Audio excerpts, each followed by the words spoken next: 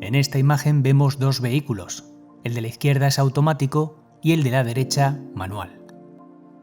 Un coche automático regula por sí mismo la transmisión y potencia a medida que el conductor pisa un pedal con mayor o menor intensidad en función de la velocidad que quiera alcanzar. Por el contrario, en un coche manual, las decisiones de cuándo y cómo cambiar de marchas, a qué revoluciones o cómo utilizar la caja de cambios para aprovechar el freno motor serán decisión del conductor. Es decir, el conductor tiene el control de todo y por lo tanto, los resultados de esa conducción serán mejores que en el coche automático. No en vano, todos los pilotos profesionales de Rally, Dakar, la NASCAR o la Fórmula 1 utilizan coches manuales, que cada vez llevan más tecnología punta y electrónica, sí, pero el control de cada acción sobre dicha tecnología es una decisión final del piloto. ¿Pero por qué hablamos de coches si yo quiero aprender fotografía? Pues precisamente porque todo fotógrafo profesional, al igual que los pilotos, utilizan su cámara en modo manual, pues teniendo el control de todo, podremos conseguir unas imágenes mucho más artísticas, bonitas y profesionales. Disparando en automático podremos conseguir fotografías buenas, claro que sí, pero dependemos del azar, así que en ocasiones las cosas saldrán bien, pero en la mayoría las fotos serán mediocres o directamente irán de cabeza a la papelera. Y para trabajar en modo manual, hay 3 cosas básicas y fundamentales que debemos aprender, para a base de práctica llegar a comprender y finalmente, tras mucho ensayo y error, llegar a dominar. Y esas 3 cosas son la ISO, la velocidad y la apertura. La sensibilidad ISO define la cantidad de luz que necesita nuestra cámara para hacer una fotografía. Y para comprenderlo mejor, utilizaremos aquello que vale más que 1000 palabras, o sea, una fotografía o gráfico en este caso. Aquí podemos ver el coche que fue tomado a 100 de ISO y a medida que vamos incrementando el ISO, el grano o ruido es mayor. Es decir, a mayor ISO tendremos mayor luz, pero también mayor ruido, y a menor ISO menos luz, pero también menos grano o ruido. Para recordar esto, podéis capturar la pantalla y tenerlo ahí siempre guardado en el teléfono para cuando vayáis a hacer vuestras propias fotografías. Y podemos entenderlo aún mejor viendo un ejemplo real. Si vemos esta fotografía y luego vemos esta otra, aparentemente parecen iguales, ¿no? No se nota mucho la diferencia. Pero si nos acercamos, en la primera fotografía que hemos tomado a ISO 2400, podéis ver los granos o ruido sobre el abrigo y el fondo. Esto es producido por la cantidad de ISO tan alto que hemos utilizado al disparar la foto. Y si ahora vamos a la otra fotografía, donde tenemos un ISO 100, veremos que es más limpio y más nítido. Y espero que lo podáis apreciar, porque como sabéis, YouTube comprime mucho los vídeos y quizás no se aprecie tanto en pantalla. Pero ya os digo yo que hay una gran diferencia. Tal vez aquí lo veáis mejor poniendo una al lado de la otra.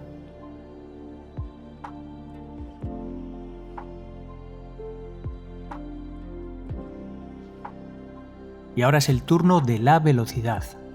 Y al hablar de velocidad, hablamos sí o sí del obturador, ya que el obturador es el dispositivo que regula el tiempo que está entrando la luz al sensor de la cámara, y es en el sensor donde queda grabada o plasmada la fotografía. Por lo tanto, cuando pulsamos el disparador, el obturador se abre para que entre la luz. Es como una puerta, una ventana o una cortina que desplazamos y que dejamos abierta el tiempo que nosotros hayamos fijado en la cámara. Puede ser una apertura rápida, media o lenta.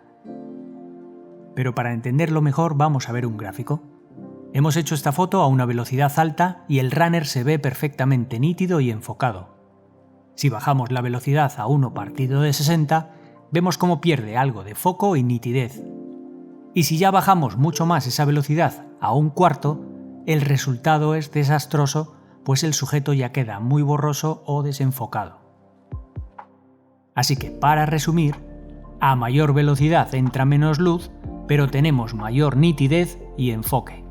Y a menor velocidad entra más luz, pero menos enfoque y nitidez. Y al igual que en el caso de la ISO, podéis hacer una captura de pantalla que seguro os será muy útil llegado el momento de hacer vuestras fotografías. Ahora vamos con la apertura, y nos referimos a la apertura del diafragma de nuestro objetivo o lente, que es un dispositivo formado por unas palas que se abren o cierran en función de la luz que queramos dejar pasar a nuestro sensor. Funciona de forma muy similar al iris de nuestros ojos.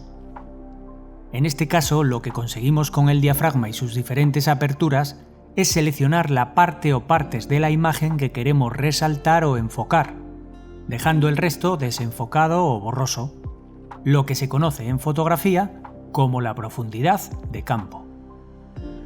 Pero una vez más, para entenderlo mejor, veámoslo con una imagen real. Aquí podemos ver esta hermosa playa que está toda enfocada. Y es porque hemos utilizado un f16, es decir, hemos cerrado mucho nuestro diafragma. Si ahora lo abrimos al máximo, a un f1.4, vemos cómo desenfocamos todo el fondo porque en este caso hemos decidido darle toda la importancia a la barca o a la canoa. Y una vez más, para que tengáis otra nueva captura de pantalla, vemos que a mayor apertura tenemos más luz pero menos profundidad de campo. Por el contrario, con menor apertura tendremos menos luz y una mayor profundidad de campo.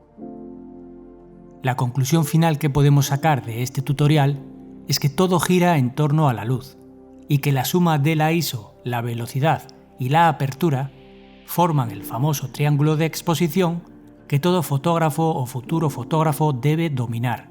Pues cuando obtienes el equilibrio entre estos tres valores fundamentales, consigues los resultados que deseas en tus fotografías.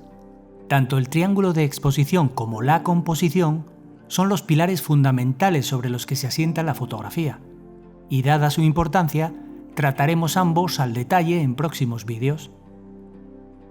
Y ahora lo más importante que debes recordar es que el mejor fotógrafo es aquel que sale a cazar con su cámara cada día, pues en la constancia y el ensayo y error se esconde el secreto de las obras maestras. Y antes de irte, y si te ha gustado el vídeo, me ayudas mucho con tu like y tu suscripción, porque así YouTube entiende que mis vídeos aportan valor a la comunidad. Y también me encantaría que me dejaras un comentario sobre qué te ha parecido, o simplemente para saludarme y decirme desde dónde me ves. Te deseo una semana de muchas fotos y vídeos, muchas gracias por estar ahí, y hasta pronto.